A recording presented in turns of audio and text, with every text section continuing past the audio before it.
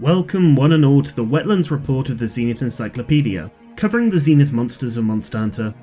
Here we're going to be checking out the damp forests and swamps of the regions around Mesoporta, and the brand new terrible Zeniths that we'll be facing when venturing out into this neck of the woods. Frightening poisons, an everlasting sleep, and a whole horde of dangerous attacks threaten the curious, and we'll be kicking off with a real nightmare of a hunt. Akura Vashimu, the Crystal Scorpion. A swamp and desert dwelling scorpion that doesn't fit into a classification of arachnid like its real world inspiration. No, this bejeweled, clawed menace shares its species with the Hermitor and Cyanotor. You got it right. The scorpion's a crab. Outside of any ecological questions you may have, I can't deny it's an incredible design, repurposing the Carapacian classification in a wonderful twist, and with some great colours to spice it up.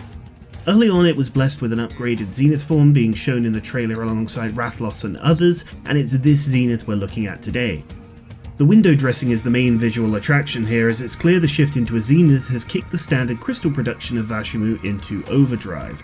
There's now these vibrant blue and purple crystals that adorn the face, the claws, and yeah, the enormous tail has a big old Christmas ornament hanging from it.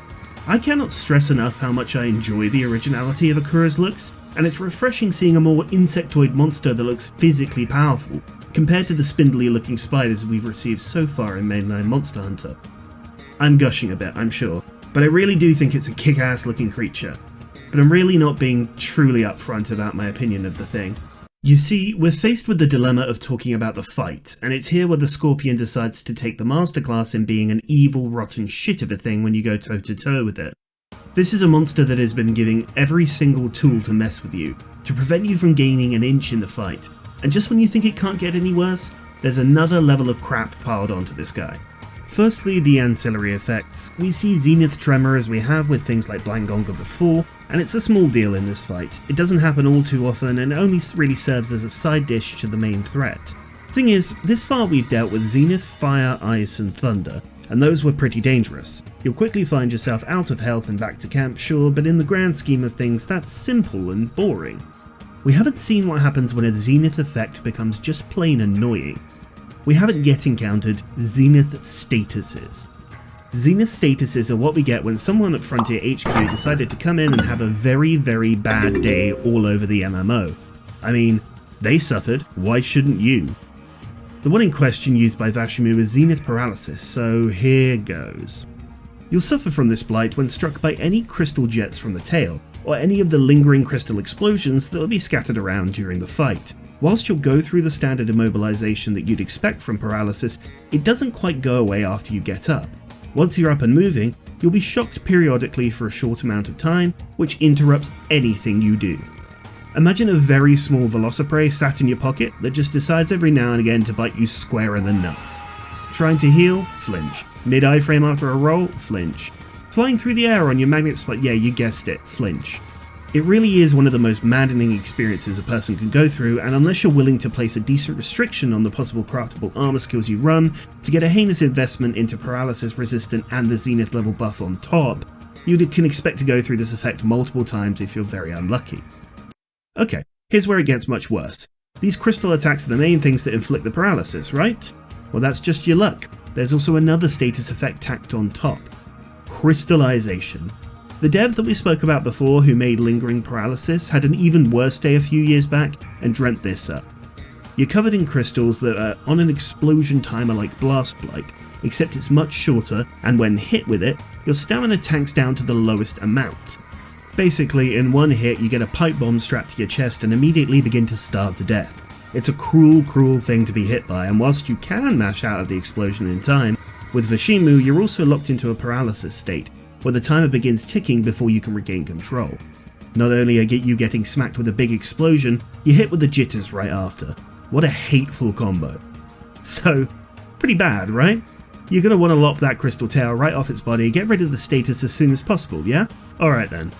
So, you want to do that? The part break requirements for the tail come from the base species, which means that you must, in this order, First shatter the crystals off of the face and both claws. Originally the base species required this to be done with bludgeoning damage, but any works here for the Zenith. Akura will flinch once this is done to show you're making progress. Next you'll have to individually scar these body parts. On each scarring, Vashimu will flip onto its back with a hitbox included. This was originally only possible with the base by switching to slashing damage. Thankfully you no longer need to have a weapon capable of doing both bludgeoning and slashing, such as sword and shield, or Lance's fancy hit zone shenanigans, as this would have been a hell of an ask for a monster this powerful. Remember, there was no magnet spike when this monster first dropped, so multiplayer would have been a must for Akura. After each of these individual flips, you'll have to run to the tail and start hacking away at the middle section to build up enough damage each time, and by the third flip you should build up enough damage to sever it. You know you're close to breaking it when Vashimu starts to spasm on its back. When a simple mechanic such as part breaking or lopping off a tail becomes a whole chapter of this script, you know you're in for a monster that just simply hates you for even thinking of fighting it. It's highly likely that if you're running a jacked up set in lower levels, you may also very well end up killing the Zenith before getting close to cutting the tail, and that's just obnoxious. Of course, if you do manage to complete this daisy chain of events, then you'll completely shut down all crystal-based attacks for the rest of the fight, and the Zenith will revert to swinging its weight around with wandering charges and slams. It'll also have the lovely side effect of knocking it completely off balance, so it will present plenty of openings after falling over during attacks. Where are we then so far? A scorpion that needs the quadratic theory to break one body part, and will blast you with the potion of testicular torsion constantly throughout the fight. Disgusting. Alright, let's take a look at some attacks. At G rank 200, the big ones you want to watch out for are the delayed mines and the long range spray. The delayed mines involve Vashimu standing in one place firing crystal mines around it. These will sit on the field until it decides to break them, with a large crystal explosion being the result. The range is incredible on these things, so if you see Akura beeline for a crystal, make sure you're right at its backside if you want to wail on them. The long range spray will just chain you into a grave. The area of effect it covers is massive, and it's very hard to move out of the way if you're stood directly in front of it. You'll be stuck in the crystal field if you get hit, wide open for a follow-up. You've got to be ready at all times with this one to dodge to either Vashimu's flank, or make sure you're right up square in its face in anticipation of the move, because as you can see here, it can be a death sentence. If you needed more evidence that the game hated you and these attacks weren't enough, we'll move on now to G rank 400. There's a typical pattern that we've seen formed over the last few episodes, so yes, there will be a single new move introduced here and not much else. Akura will burrow under the ground to start, and shortly after you'll see the crystal re-emerge from the ground. One of two things can happen here. You'll either see the tail shudder a bit and then spin in circles whilst firing off a crystal spray, which distance will allow you to completely no-sell this attack as it doesn't extend too far, but the second part of this attack is what you've really got to look out for. See that crystal? It isn't attached to the tail anymore. Akura's right behind you. Dirt will start to rumble around you, and the moment you see the dust cloud thin out a bit, you'll need to roll. You see, if you don't, you'll get snagged by the claw that bursts out and dragged beneath the ground for one of those fancy one-hit kills we talked about before that bursts through armor, skills, and anything else you want to try and use. Needless to say, learning the timing for this is crucial and something you'll have to get down to a science after a few encounters. If we move on to Zenith 600, there's no moveset changes, par for the course really.